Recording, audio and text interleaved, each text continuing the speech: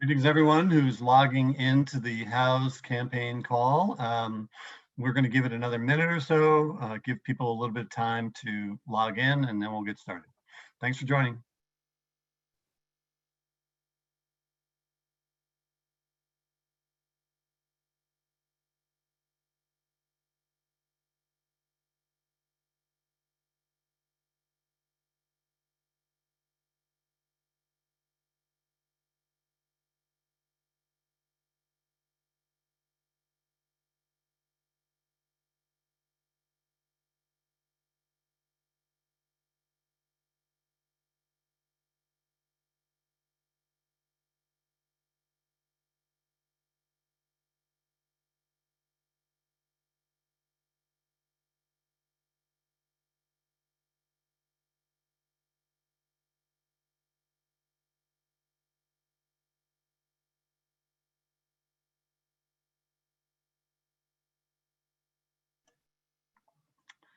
Okay, folks, we're still giving folks a few more seconds to log in. We'll get started in about 20, 30 seconds. Thanks.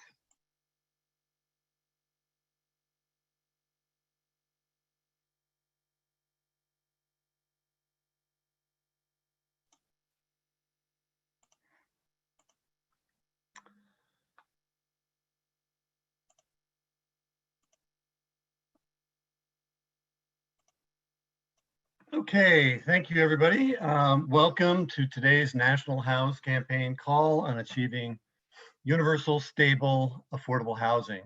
We have a great agenda. We will discuss the importance of enacting an FY22 spending bill or appropriations bill with the highest possible funding for affordable housing development programs, and about ensuring critical housing investments remain in any final budget reconciliation bill, i.e. Buildback Better, or whatever it will be called. We will also be joined by Sam Joel from the U.S. Interagency Council on Homelessness to discuss a new election guide for homeless service providers. Danny Navarro from nonprofit Vote will join the call to discuss a new report that they have on the link between democracy building and racial equity in nonprofit voter engagement nationwide. We'll discuss NLIC's new report from our End Rental Arrears to Stop Evictions Erase project on the use and impact of fact-specific proxy by 9 emergency rental assistance programs. We will receive updates from the field from Tia Turner, Love Huntsville, Alabama, and from Ivy Van, Congress for a New Urbanism in Wisconsin, and more. Before we get started, I just do want to encourage everybody, during the call today, we'll have opportunities for you to ask questions and to get answers from our speakers and panelists. Please do, for that, use the Q&A feature at the bottom of your screen. You'll also see that there's a chat function that's available to you, and think of that as, chatting with other participants in the call. But if you would, please use the Q&A. That's pretty much where I'll focus on questions for our speakers and panelists. Okay, again, I'm Paul Keeley, Chief Operating Officer at the National Low-Income Housing Coalition, and I'm really pleased to welcome you to today's call. We'll get started now with our Senior Vice President for Public Policy, Sarah Sadian, who will talk to us a little bit about what's going on with the appropriations and the reconciliation bill, the latest updates and the importance for ensuring robust investments are included in both. So Sarah, I will turn it to you now. Great, thanks so much for having me here. It's so good to be with all of you guys. Not much has changed on the Build Back Better Act in the last week or so. The bill is still on the back burner while Congress is working on finalizing its FY2 spending bill or shifting its focus to other smaller bipartisan bills that it thinks it can pass. Of course, we know that a lot of Congress's attention is going to be focused on who President Biden picks to replace the vacancy on the Supreme Court. And now with the Russian invasion of the Ukraine, we expect a lot of members of Congress are going to be paying close attention to that. And of course, every day that every day that goes on, we're one step closer to the midterms, which makes it more difficult to see a Build Back Better Act or a budget reconciliation bill moving forward. I will say that despite those challenges, there are still conversations that are happening about what to keep in the bill, how to move forward. You might remember that Congresswoman Jayapal, who leads the Progressive Caucus, joined us a couple of weeks ago, and she spoke about how she is actively working to restart negotiations so that Build Back Better is still on the table and can move forward. We also heard last week from Chairwoman Waters along the same lines, very focused on making sure that Build Back Better moves forward and that housing investments are on the table. I know that progressives had mentioned that March 1st was when they were hoping to see those negotiations restart so that the president could mention it at the State of the Union address on that day. That does not look like it's going to happen. I think we're all sort of seeing that we're looking at a much longer timeline for passing any sort of budget reconciliation bill. That means at the very earliest, we might see something in April or May, but we might not see something publicly happen or happen at the congressional level until after the midterms in the lame duck in late November or December. So we could be looking at a very long time frame here. I know that what we're going to be doing next week is paying very close attention to the President's State of the Union address. As I mentioned, it's on March 1st. We're going to be watching to see whether and how President Biden talks about the Build Back Better Act and the path forward. We'll assess his speech. We'll report back to this group about what our next steps should be. But we do expect that one way or another, that speech will give us some insight about the timeline that's ahead of us. So for example, if President Biden does not raise Build Back Better, or he sets a much longer time frame for passage, we might on this call, we might shift our focus, pivot a little to focus on other major pieces of legislation or other policy priorities that we have as part of the House campaign.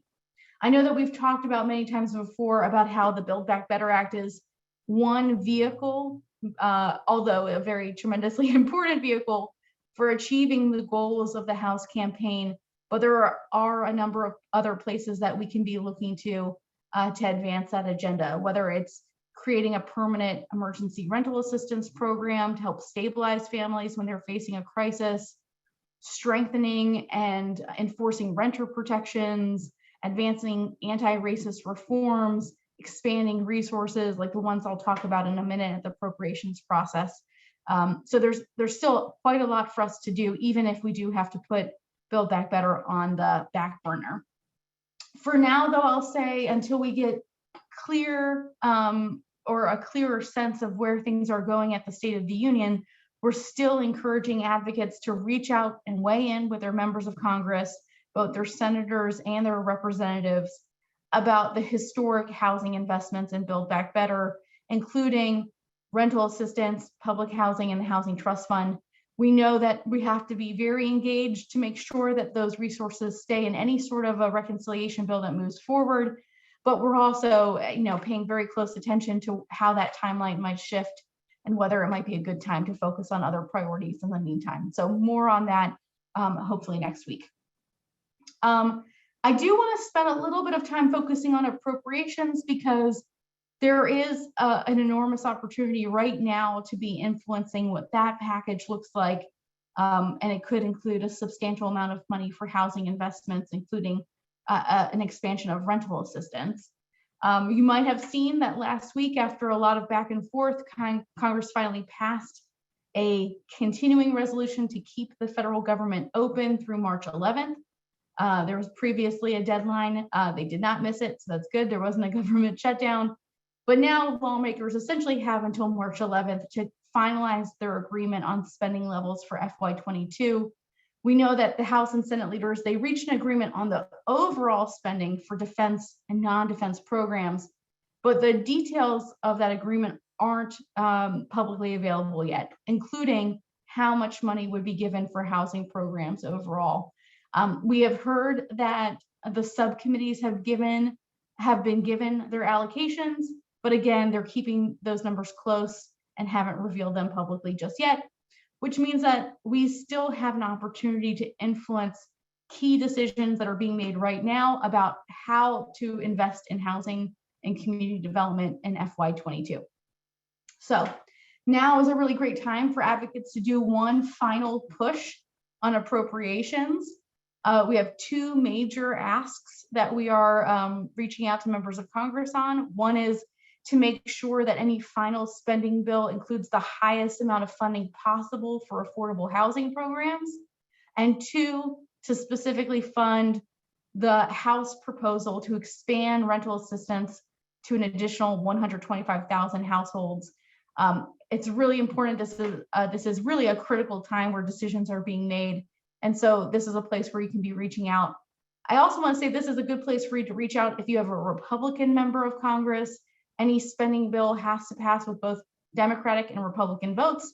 And so if you've been neglecting your Republican members because of Build Back Better, this is a good time for you to be engaged with them going forward. In terms of FY23, so we're talking about finalizing FY22 for this coming year's budget. The White House has already signaled that they probably won't release the president's budget request until sometime after the State of the Union on March 1st. That budget request kicks off this process of the president puts out their requests, the House and Senate puts out their bills, sort of starts that process off in earnest for the fiscal year. It is possible that the president's FY23 budget request will come out before Congress has finalized FY22. That might make things a little bit messy, but our overall message is still the same. We want to see that the president is calling for robust resources for housing at the highest levels possible, and also that they're using this as a platform to call for universal housing vouchers. Many of you know that President Biden included a call for universal vouchers in his housing platform. We really want to see him lay out that vision in this budget request so that we can use that as an opportunity to advocate with Congress about expanding those resources. So we'll be paying very close attention. We'll fill you in on what we hear about that as it comes out.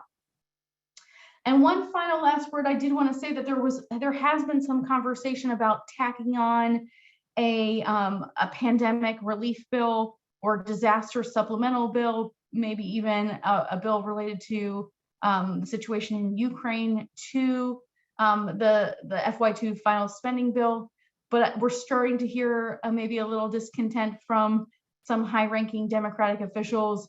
They're worried that by adding those resources, they could upset the dynamic that's in place around appropriations, or they're worried that even more Republicans will threaten to vote against the final spending bill, especially if those pandemic resources are attached to it. So it's a place where we are, again, closely monitoring to see how that plays out. Those pandemic resources are not related to housing, but still very important, focused on vaccines and other sort of healthcare needs. So with that, I will turn it back to Paul and see if there are any questions. Great, thank you, Sarah. There is one question. Clark Craig asks, are there discussions about splitting Build Back Better into parts, or is the plan still just to keep everything in one bill? Yeah, that's a really important question that has huge implications for housing investments in the bill. So it's clear that anything that moves forward through budget reconciliation is going to look very different from what passed in the House. And so some things are going to make the cut, some things won't, which is why all of our collective advocacy focused on the housing investments have been so important. But I don't think people have a clear sense of what that looks like just yet, which is why we need to keep our advocacy up and engaged and consistent over the next several months. There was some conversation about repackaging anything that didn't make it into the Build Back Better Act or that didn't make it into the budget reconciliation package into separate bills. But I want to be really clear about what the implications of that are. If housing is not on the budget reconciliation bill, it really means that those investments are dead. And the reason for that is because the budget reconciliation process allows Democrats to pass the bill with just a simple majority in the Senate, rather than the typical 60 votes that are needed when you pass a bill under regular order. And so if housing is not included on that fast track bill, it means that housing would have to get 60 votes in the Senate, including at least 10 Republicans in the Senate. And that seems very unlikely. I do not think that there is enough Republican support in the Senate for those housing provisions. And so if housing is shifted out of that budget reconciliation package, we really should just see that as a dead road and not a path towards getting those resources enacted. So I'm so glad that Craig asked that question, because it's really important for folks to realize that the budget reconciliation bill is our one and only chance really to get these resources this year. Okay, here's a question. Emily Roush Elliott. I have meetings with legislators planned for early April. Will the call to maximize funding for housing in any all spending packages be relevant when I ask it in 5 weeks or so? Yeah, that's a good question too. It's hard to predict about timing. I suspect by April, we will see Congress finalize their FY2 spending bill. So that might not be relevant at the moment, but in April, Congress will still be working on their FY23 spending bill, and very likely will still be working on Build Back Better. So for both of those bills, you can talk about the need for historic levels of investments in housing. I'm sure my colleagues have shared with you our fact sheet on the housing investments in Build Back Better. You can point to that and make the case for why those resources are needed. And as FY23 appropriations gets kicked off in earnest, when the president releases his budget request, we'll come back and share some resources with this group that you can use in April. Okay, there's another question from Jerry here. Sarah, when will the timing be best to frame a 2023 budget reconciliation proposal? Hopefully with 2 more Democratic senators elected in November. Jerry's being optimistic. I love Jerry's optimism, but I would not hold your breath on that. I don't think we can take any chances to push this decision off about a reconciliation bill. I don't think Democrats are feeling that optimistic themselves. There's a lot of signs that point to at least the House, Republicans taking control of the House. And so we really are in the only moment where all these different elements are aligned. There's a Democratic House, Democratic Senate, Democratic White House. If we can't get it done this year, I would not hold out hopes for 2023 to do this process all over again. So we need to put all of our cards on the table, do all of the advocacy work that we can. Don't hold anything back, because really this is the best opportunity that we'll have for a very long time. So Sarah, I have a question for you. You mentioned, other things that we might be working on, and you mentioned the possibility of, pushing for a permanent emergency rental assistance kind of program. And I believe you were talking about a bipartisan bill. Could you just say a few words about the Eviction Crisis Act? Yeah, I'm happy to do that. So the Eviction Crisis Act is a bill from Senators Portman and Bennett, so a bipartisan bill. And it's kind of interesting because even before the pandemic, we had worked with those offices to introduce the bill on this idea for an emergency rental assistance program. It really paid off, because it turned out that we needed something just like that during the pandemic to help keep people stably housed. And what we've done is we've looked back and we're continuing to look back over the past 2 years to see how the ERA program at Treasury has worked, what sort of changes would be needed going forward if this became a permanent program. And we've talked about Senator Portman and Bennett about updating the bill language to reflect those lessons learned and how we can move forward. The bill right now would create a $3 billion annually funded emergency rental assistance program. And that would allow state and local governments that have already invested all of this time and effort into building an infrastructure to respond to the pandemic to be able to continue to provide emergency rental assistance dollars. So every time or anytime a household has their car broken down, or they miss some days at work, they fall behind on their rent, there's a permanent resource that they can turn to help stabilize them in their home, rather than allowing them to experience even more financial housing insecurity and worst cases, homelessness. We think that this is a really important model going forward. It would also allow Congress to have a tool to look towards the next time there's a major crisis like a pandemic, like a housing collapse, et cetera, a resource that's already in place to help serve people and keep them in their homes, rather than allowing all of this expertise that people have gained over the last couple of years to go to be wasted. So I see that Elena has shared some information about the bill. I'd love to encourage folks to check that out, and also to ask your members of Congress, your senators, to co-sponsor that if you can. Sarah, one other quick question. Does the bill propose funneling the money through Treasury as the current emergency rental assistance is, or would it be through HUD? So there are some changes that are made. It would go through HUD rather than Treasury. We think that's an important tweak to make in order to sustain the program over the long term. Treasury has done a pretty good job recently of getting those resources out. We've seen the program escalate in terms of the dollars that are reaching households. But we think in the long term, to have a program like this, it really needs to be focused at HUD, where they have that expertise in housing that can help make the program even stronger. Fantastic. I think that's, okay, I'll ask one more question. What is the priority for NLHC? It says this lobby. Is it the Eviction Crisis Act as part of the asks? I think what maybe they are asking is, what's our top legislative priorities, maybe beyond Build Back Better and appropriations, and certainly the Eviction Crisis Act is one of our top priorities going forward.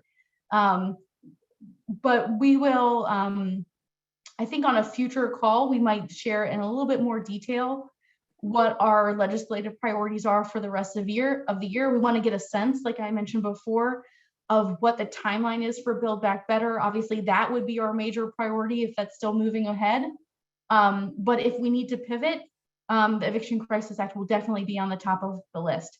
And if folks are interested, we also have a list of bills that the HoUSed campaign has endorsed. I can share that in the chat box or ask my colleagues to do that too. And that would give you a sense of the many different bills that are out there that would do that would help advance our goal of ensuring universal housing for everybody who needs it.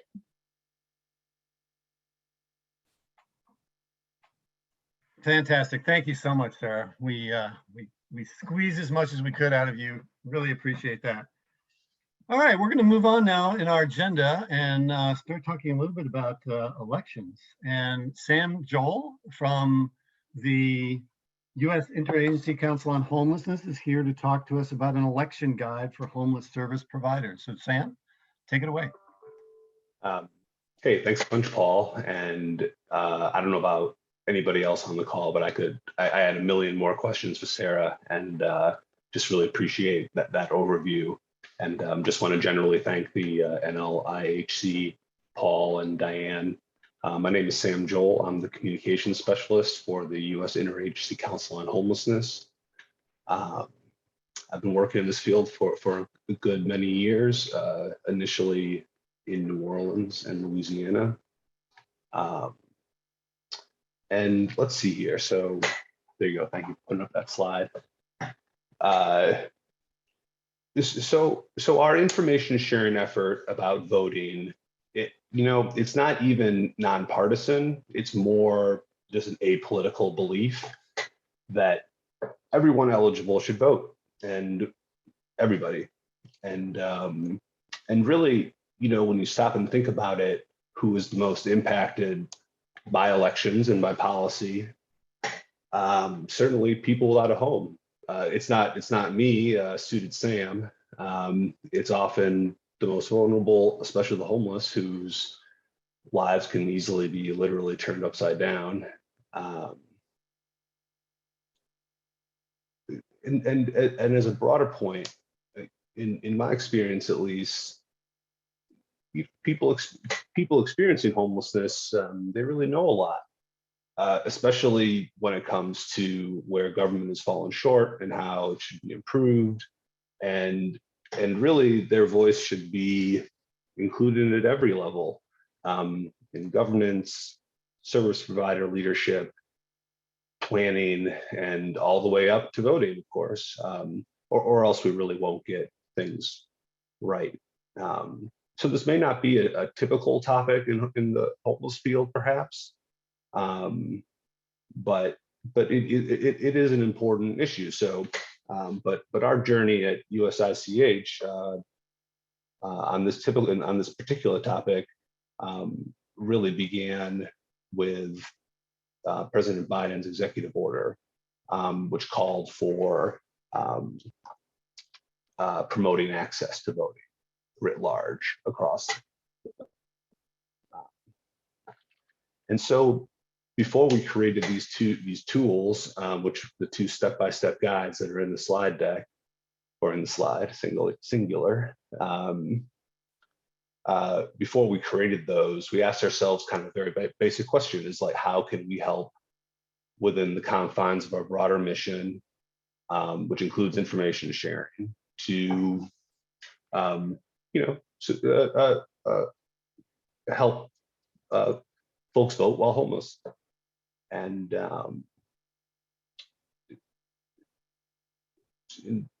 there's limited data, but pretty clear, as the slide says, that many people that we know about experiencing homelessness don't necessarily vote, and there is very little state level guidance on voting with no permanent address. Only really a couple handfuls of states address this at all.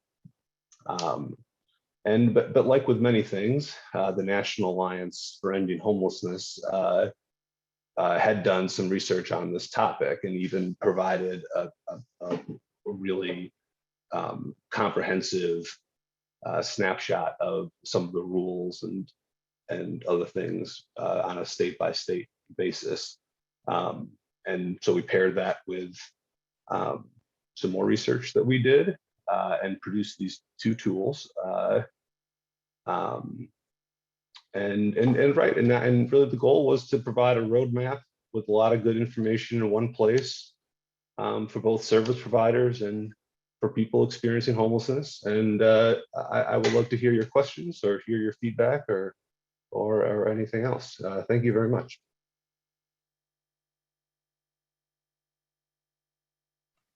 Took me a second to unmute there, Joel. Thank you so much. Sam, sorry. So I do have a question here from Jerry. It's a little bit related to USICH's other work. How is USICH reorganizing to maximize participation by people who are experiencing homelessness and their allies? Just completed our 18th annual week of hypothermia sheltering, where 4 faith communities partners, alas, most were unaware about permanent housing solutions. We could use your help. Any comments that you have on that from Jerry?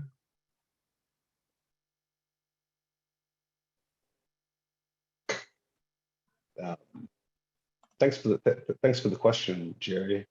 And it's a really good one. I think that historically this has been a challenge for the Ending Homelessness movement, where we haven't necessarily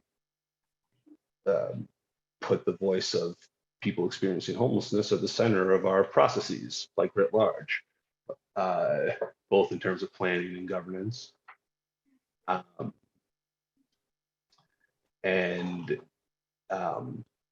think that it could be argued that without their voice, we've really haven't had our practices and policies really do all they could do. and B.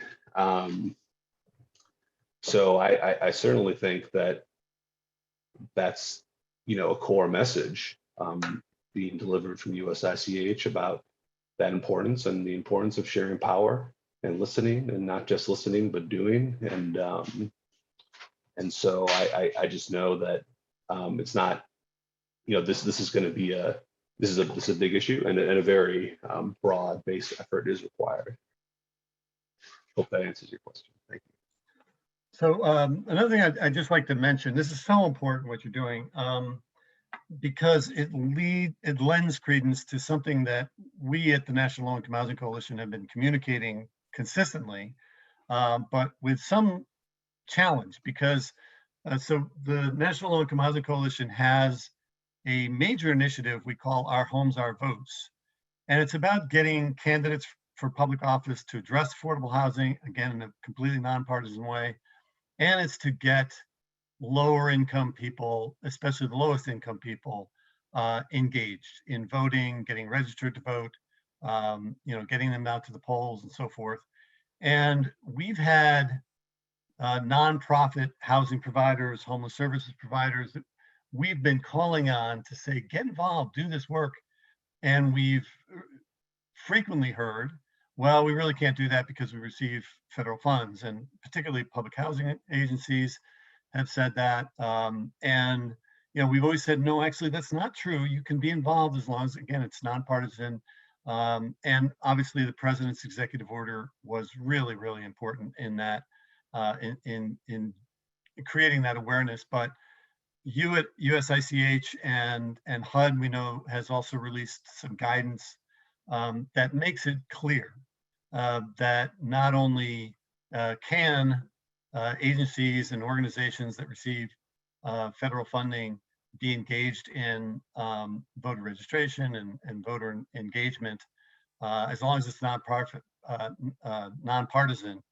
So it's really, really helpful that you're getting this word out, and we just encourage you as much as you can to really get the word out, communicate this as broadly as you can.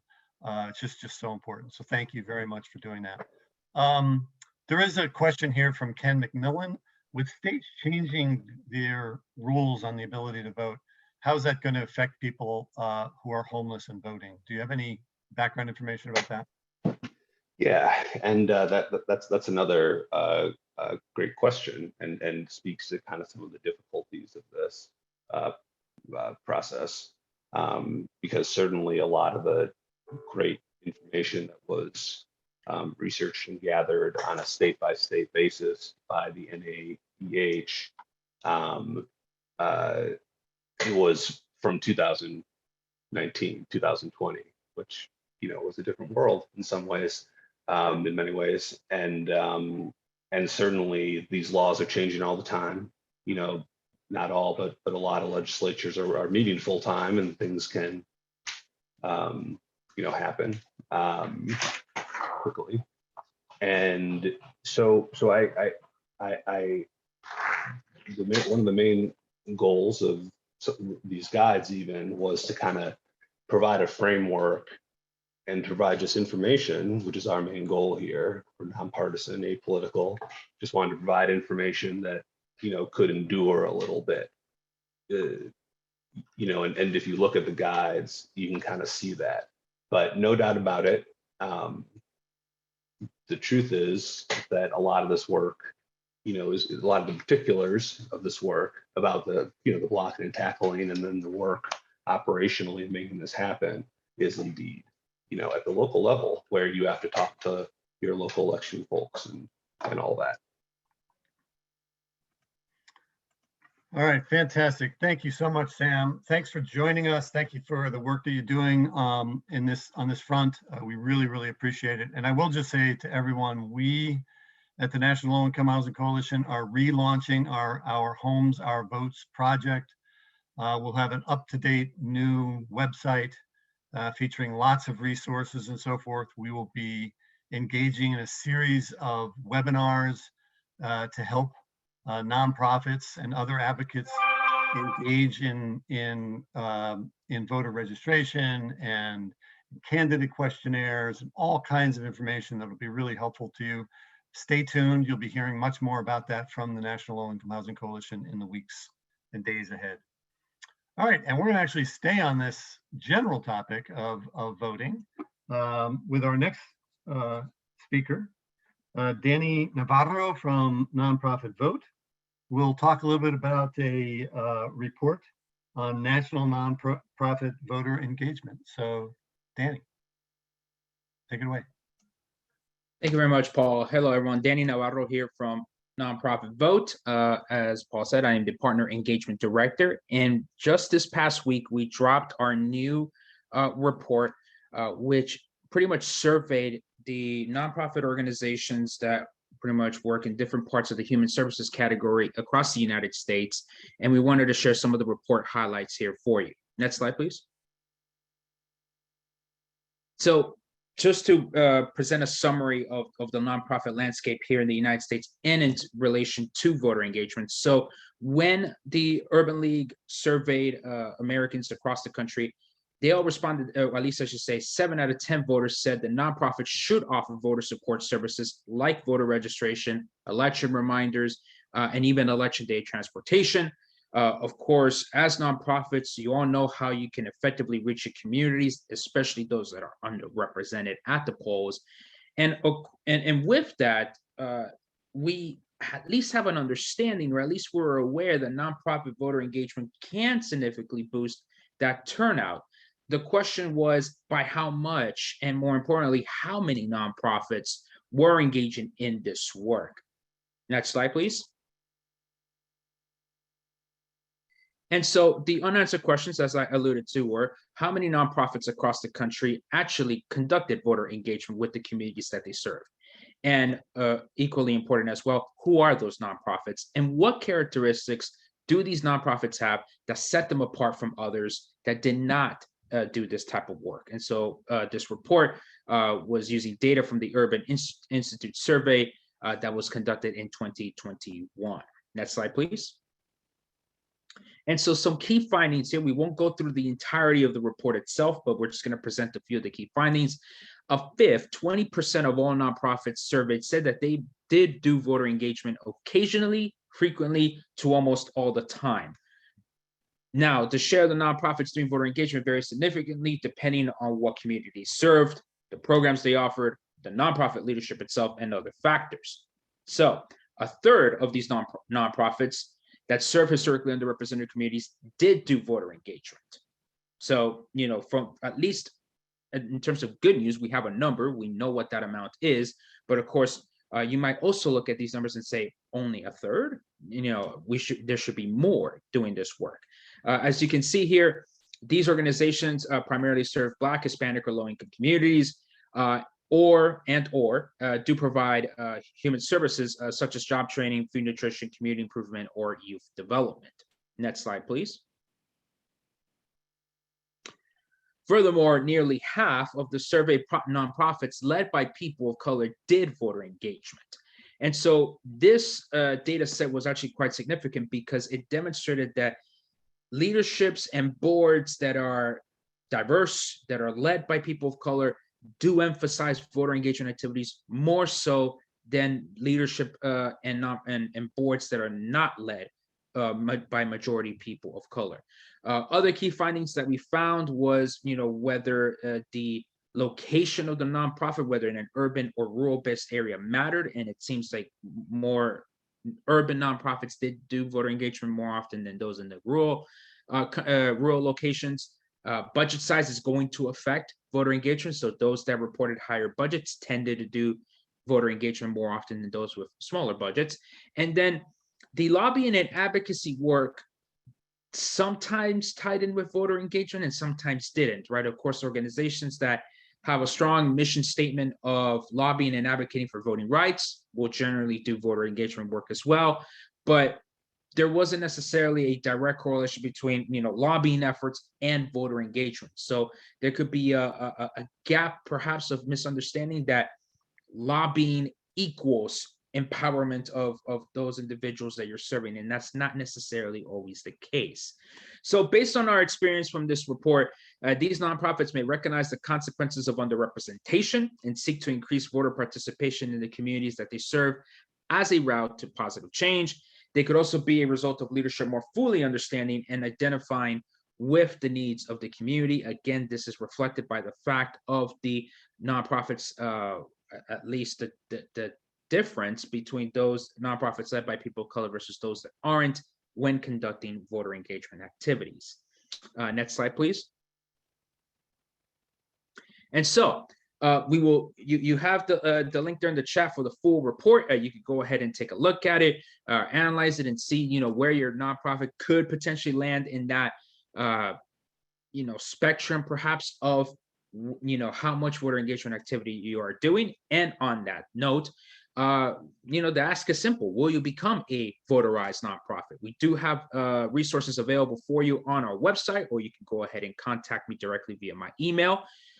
There are some actions that you can take at least in the next couple of weeks as we pretty much start preparing our sign-up forms for these activities. You can go ahead and host a National Voter Registration Day event if you haven't participated. NVRD is Nonprofit Vote's signature event. We host it every year, this time on the third Tuesday of September. So then that will be September 20th, I believe. So you will be seeing more information about National Voter Registration Day later on. You can also work in our nonprofit staff vote initiative to provide your staff time to vote. And then also, if you would like as well, participate in our election reminders campaign to provide information and other forms of assistance to your constituents on when and where individuals can go ahead and vote in their local elections. Of course, if you would like to do more in-depth, more structural work for your organization, we do provide trainings, in-person workshops, and webinars. Foundations can also receive support via our toolkits and other resources as well. Okay, next slide. I believe I am done. Yes, I am done. Perfect. Questions? Thank you so much, Danny. This is so important, the work that you're doing, and we always partner with you on our Homes, Our Votes effort. There's one question about what kind of nonprofits should engage in voter registration, and I will answer that one right away to say all. Yeah, it should be all. So one other data set that we found was that about 12% of arts organizations or nonprofits that considers themselves as an arts organization were participating in voter engagement activities, which might seem little at first, but when you consider the fact that there are about, I believe, 120,000 arts nonprofits across the country, that's about 12,000 organizations conducting voter engagement work. So even if you don't assume, or I should say, if you assume that your nonprofit is not tied in with this work, yeah, you might be surprised. And this definitely highlights the need for not only for the diverse leadership, but also for you to check the pulse of your community in that respect, right? And if they are needing these resources and this assistance, yeah, you should consider taking a look at our resources and see how we can best help you out. Great. Do you have any suggestions for nonprofits in rural areas and how they could engage more effectively in nonprofit and voter engagement? Yeah, it's a very good question, because that was one of the highlights in our report, was that rural-based organizations tend to have a little bit more difficulty with voter engagement. I myself have focused on more urban voter registration. I am originally from Miami, Florida, and I've done most of my work in urban settings. So I cannot speak directly from experience. Having said that, it's all about, at least from what I've been able to learn from my 10 years of work doing this, amplifying the opportunities of engagement that you already have, right? And so if that is gathering the community together, for specific events, that could be a potential opportunity to discuss and engage in voter related activities. I think that would probably be the best in, and then from there, ask your constituents, right?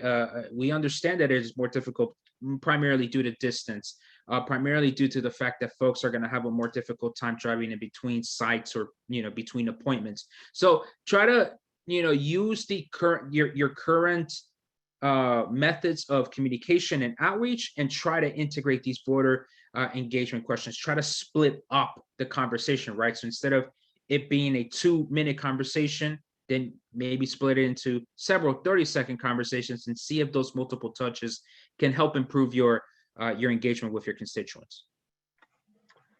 Great. I think Jerry echoes what I said earlier. Many, many thanks for this terrific analysis. It's really fascinating and important, all the work that you're doing. He notes, and we've noted this too, that many nonprofits and faith community partners stumble through ignorance of IRS rules about allowing non-partisan issues, not candidate support, to build more beloved communities. How do we conquer this this reluctance or this reticence? And I think that part of it is with this report highlighting how there seems to be at least a gap of understanding, at least with leadership that is led by people of color, of the need to do this work while still respecting the 501c3 rules. So I think that there is a matter of just educating the leadership and the boards of these nonprofits that this is a totally normal, practical, safe, legal, whatever jargon that we need to use to convince and reassure leadership and boards that this is a good activity to do for their communities, then that's what we need to do. Really continue sharing of these resources, pretty much just trying to repeat, right? In many ways, try to combat the, we can call it misinformation of, hey, nonprofits are not supposed to do this work, because again, Americans, a majority of Americans want their nonprofits to do this work because they see them as trusted partners. So you have to be able to leverage that relationship to be able to empower your communities. Very good. Thank you, Danny. And I will just say that NLIC's Our Homes, Our Votes webinar series and our website will have a lot of information about that question. So look forward to us addressing that. Just one more quick one, and then there are a number of other comments and questions that have come in that due to time restrictions, we won't get to all of them, but maybe you could take a look at them and answer those as you can. But just one more before you sign off. When a person is homeless, do these nonprofits that are involved in this effort allow them to use their address to vote?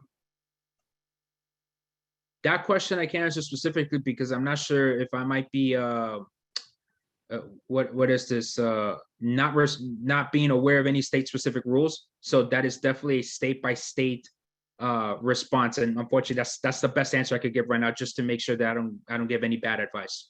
Very good, Danny. Thank you so much for this presentation and for all of your work in this space. We really appreciate it. Of course. Thanks Thank you. Okay, we will turn now to some new information from our team at the National Low-Income Housing Coalition on the use of fact-specific proxy to determine emergency rental assistance eligibility. And we have with us Emma Foley, research analyst, and Sophie Sybak Glover, research specialist at NLIC. Emma and Sophie, I'll turn it over to you. Thanks, Paul. Hi, my name is Sophie Sybak Glover, and I, along with my colleague Emma, will be talking a bit about our new report, Implementing Fact-Specific Proxy in ERA Programs, Key Considerations and Lessons Learned. We'd be sure to drop a link to the report in the chat for those interested. So for this report, we conducted interviews with 9 emergency rental assistance programs around the country to explore how they were implementing fact-specific proxy. Based on those conversations, our report outlines federal guidelines regarding fact-specific proxy, motivations and considerations for implementing fact-specific proxy, lessons learned, and programmatic impacts. Next slide.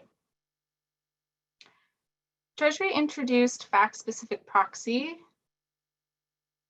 as an allowable form of income verification for ERA programs in guidance released in May of 2021. Federal guidance states that grantees can use a reasonable proxy in conjunction with self-attestation to determine household income.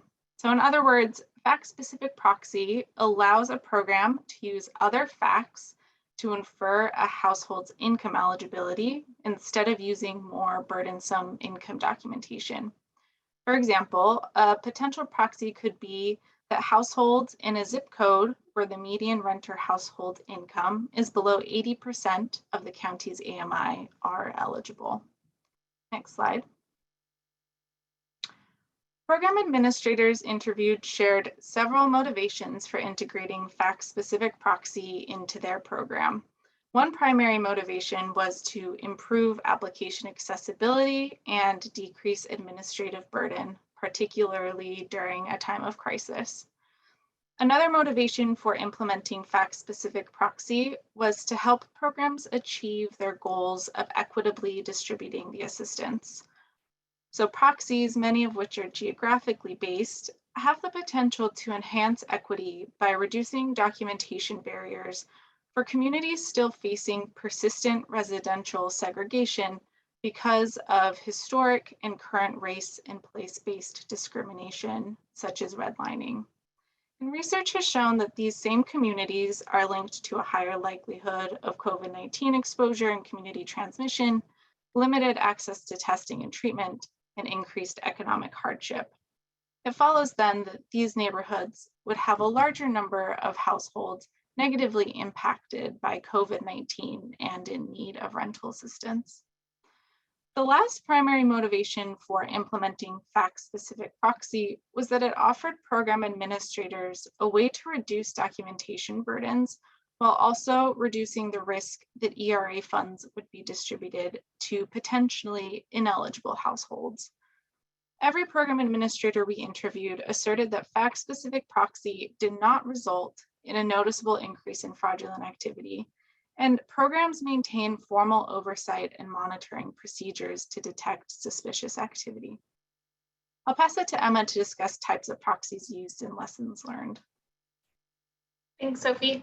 So the type of proxies varied across programs interviewed, though all programs had a common job of determining a data source and a unit of analysis. Most proxies used a geographic unit of analysis, meaning that households were deemed eligible if they resided in a specific census tract, zip code, or county, for example. Common data sources included the American Community Survey, HUD's area median income data, and low-income communities as defined by the New Markets Tax Credit. Programs express different reasons for selecting certain proxies, including things like data availability, existing familiarity with the data, and the ease of integrating the data into the application process. Next slide. Based on our interviews with program administrators, we identified 6 key lessons learned. The first is to test potential proxies on a sample of applications or administrative data prior to full implementation, which can help ensure that the proxy is a good fit for the community served. For example, in Denver, the Emergency Rental Assistance Program initially used qualified census tracts to determine eligible households, but a later analysis showed that using a different data source would significantly increase the number of renters covered under the proxy, causing them to switch data sources. The second lesson is to use inclusive proxies that apply to the largest number of potentially eligible renter households. The state of North Carolina, for example, developed an innovative proxy that applied to all renters in the program's 88 counties served. Based on past experience with disaster recovery work, state administrators knew that collecting income documentation can be an extremely onerous process. So fact-specific proxy offered a solution to decrease the burden on applicants during an already difficult time. Next slide. Third, integrating a proxy into applications can help automate income verification. So Connecticut's Unite CT program, for example, revised their application to create a system in which applicants are asked to produce income documentation only if the address that they enter doesn't meet proxy criteria.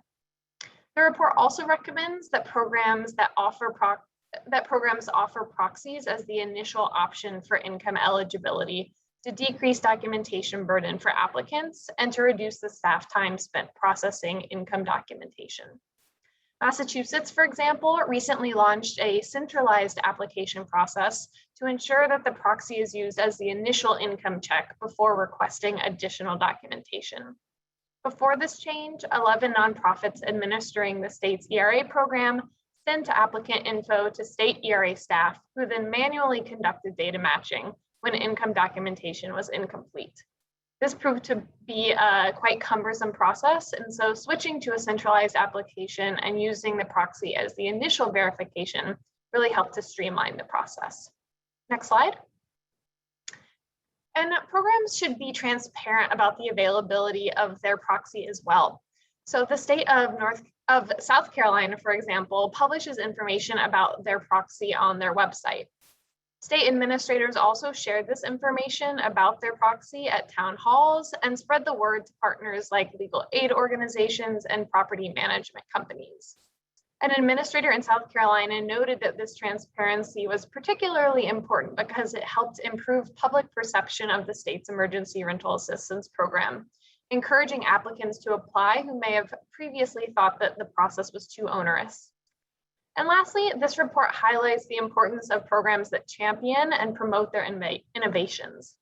Kentucky's state ERA program, for example, was an early adopter of fact-specific proxy, and program administrators publicly discussed the state's proxy, presenting at meetings with other ERA administrators and sharing information on how the proxy was constructed.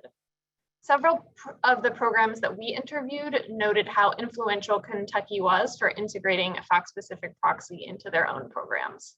And now I'll pass it back over to Sophie to discuss the impacts. Thanks, Emma. Program administrators also shared some of the impacts they have seen from integrating fact-specific proxy. One major impact was decreasing processing time. This was due in part to a decrease in the number of instances in which a staff member needed to revisit an application, as well as an increase in application completeness. For example, as of December, program administrators in Connecticut were able to verify 67% of applications using fact-specific proxy.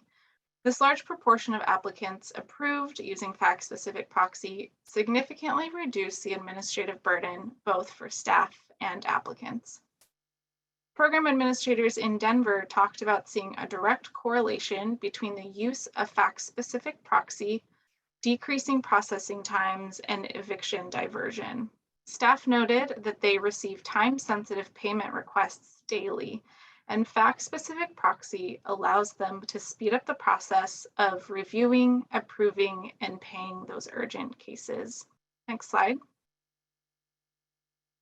Program administrators also shared that faster processing times allowed them to increase fund dispersal. For example, as of January 21st, the state grantee in North Carolina had approved or paid 100% of its ERA1 allocation and 60% of its ERA2 allocation.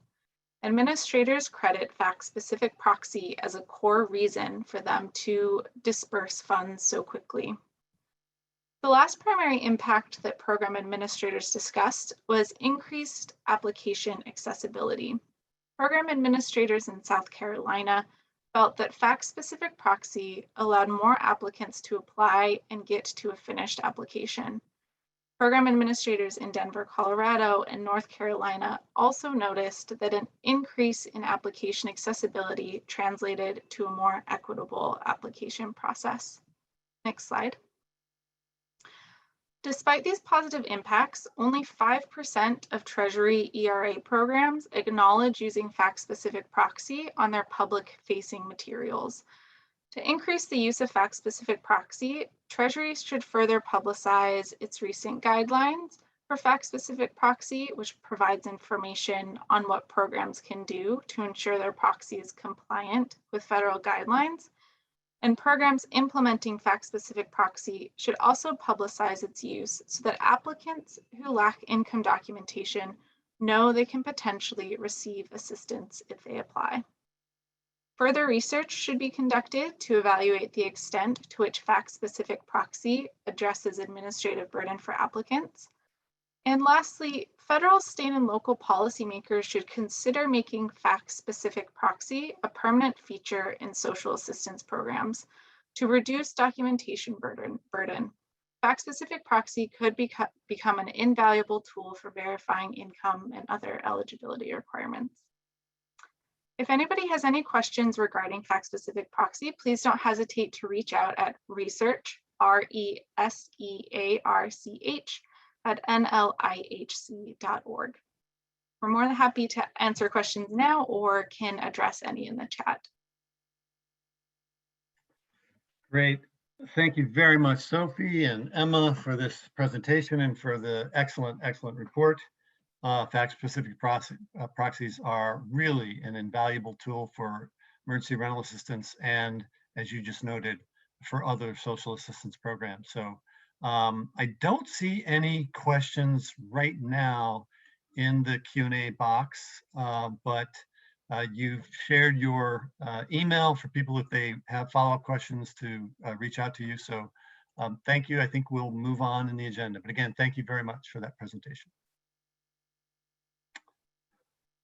Okay, we will now turn to Tia Turner, founder of Love Huntsville, for our first field update. Tia, take it away.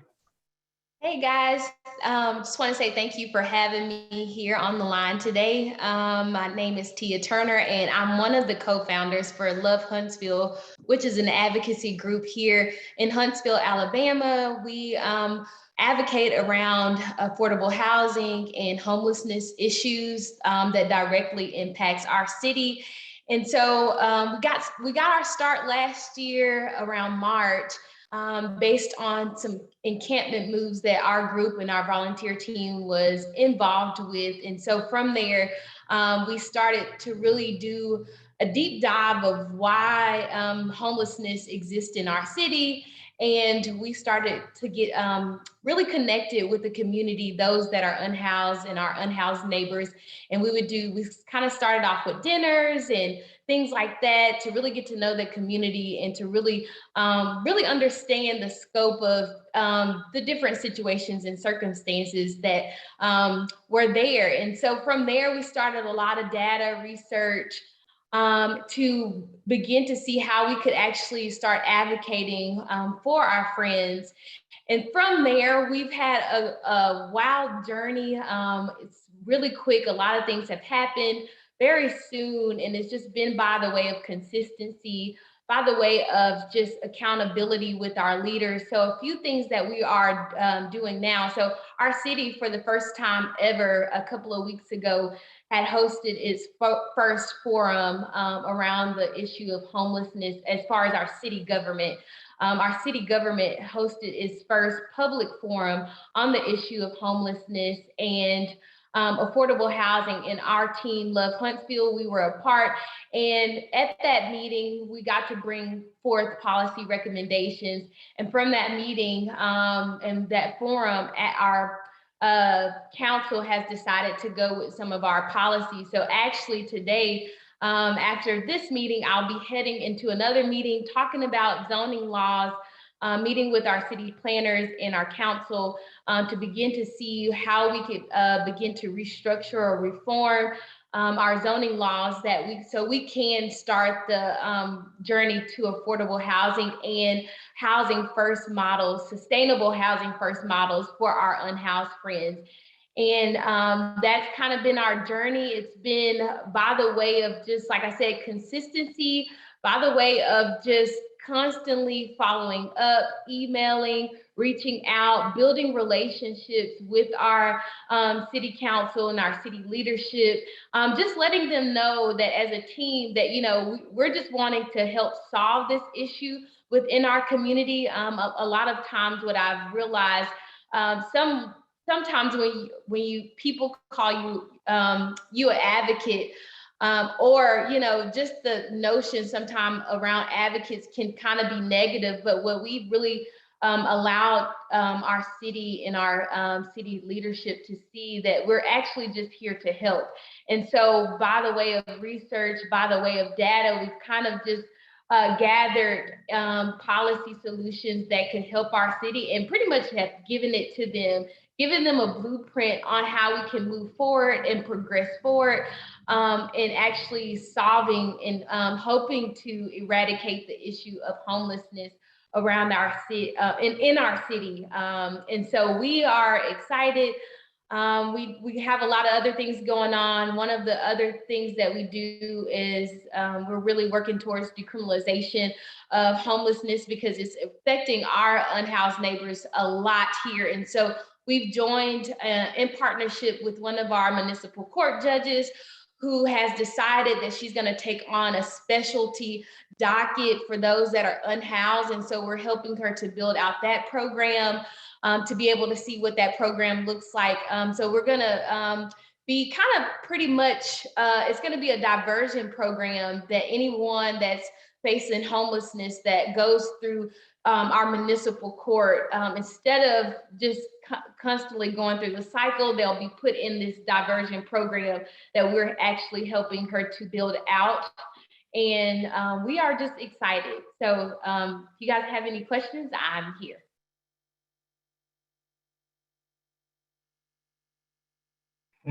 Fantastic, Tia. Thank you so much. There is one question here. I have a couple too that I'd like to ask you. What have you seen is the biggest barrier in zoning regulations to housing the unhoused? Well, with our city directly, what we've, based on our research and what we've been able to do, our city does not have anything in place really. So as far as homelessness or affordable housing, so there's nothing negatively or positively that will kind of be a barrier. So right now what we're doing, the meeting that we're going to be having today is really trying to move forward to see how we can start implementing zoning laws that could truly be able to start looking at how we will move forward with affordable housing and establishing housing first models that directly would be beneficial to our unhoused community.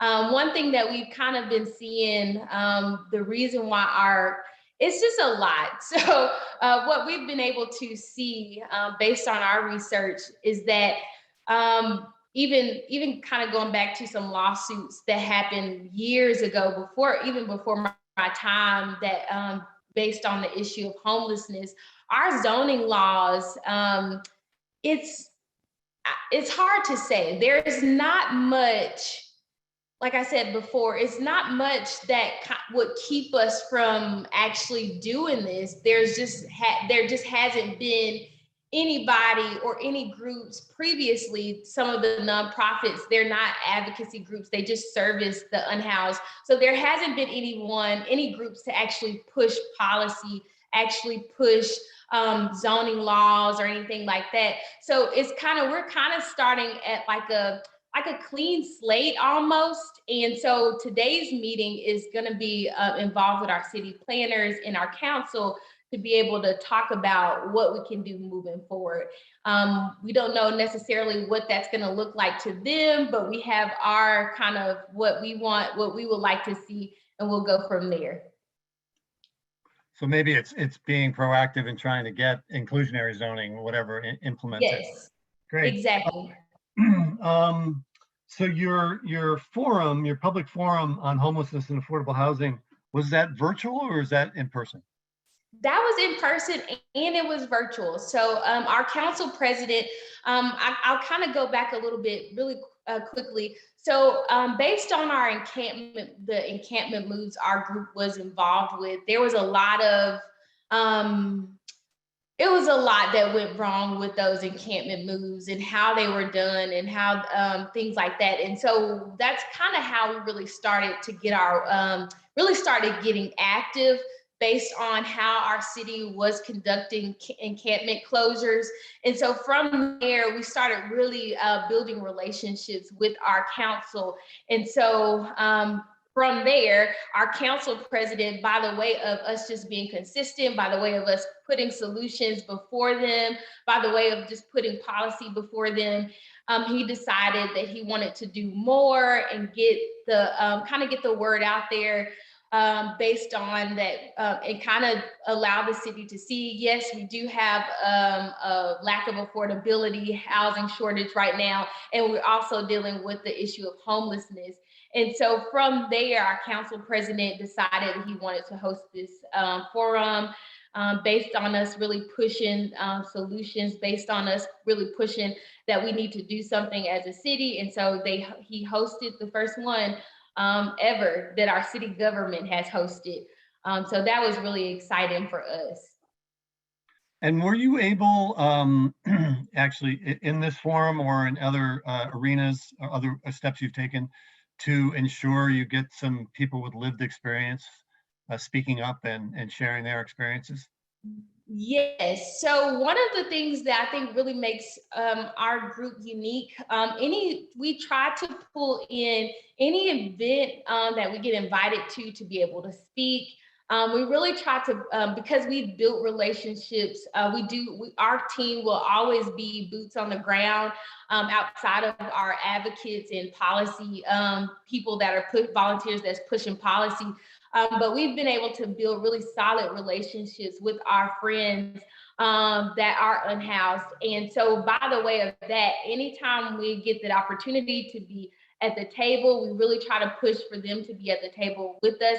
If it's only just one, or events, we got an opportunity to speak at a college, one of the biggest colleges here in our city, and about the issue of homelessness. And we actually had two of our unhoused neighbors to come with us to share their experience. So they got to share their experience on campus with the students. And so yes, we do really push for those that with lived experience be at the table with us or at events with us. Fantastic. Thank you so much, Tia. Thanks for sharing, and thank you for all the great work you're doing down there in Huntsville. Thank you guys. Thank you guys for having me. All right, take care. Okay, we will move on now to our next field update, and we have with us Ivy Van from the Congress for New Urbanism in Wisconsin. So Ivy, take it away. Hey, thank you. Well, I work for the Congress for the New Urbanism. I'm an urban planner in my own right, and I'm here because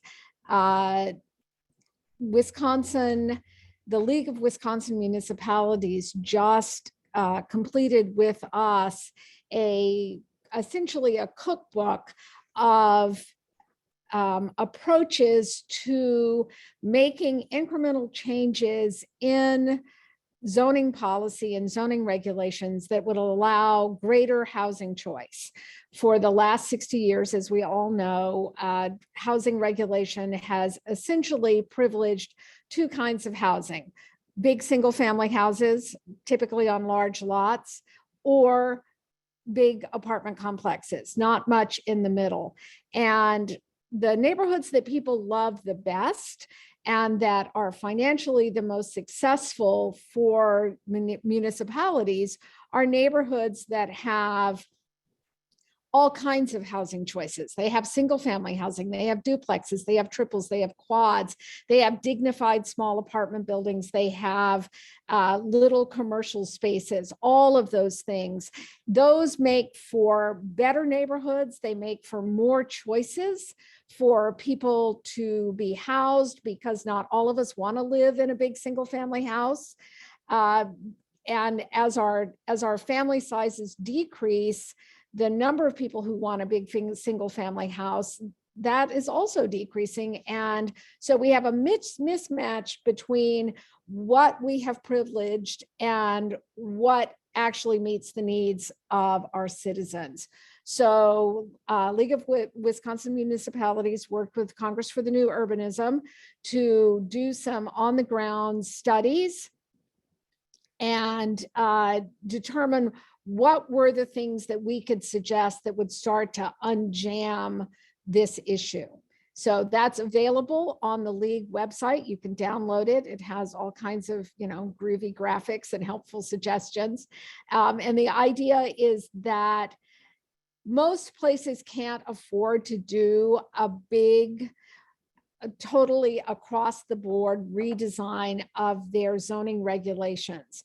And so by choosing those things which will get you the biggest bang for your buck, you can begin to create more housing choices for everyone. And I'm happy to answer any questions.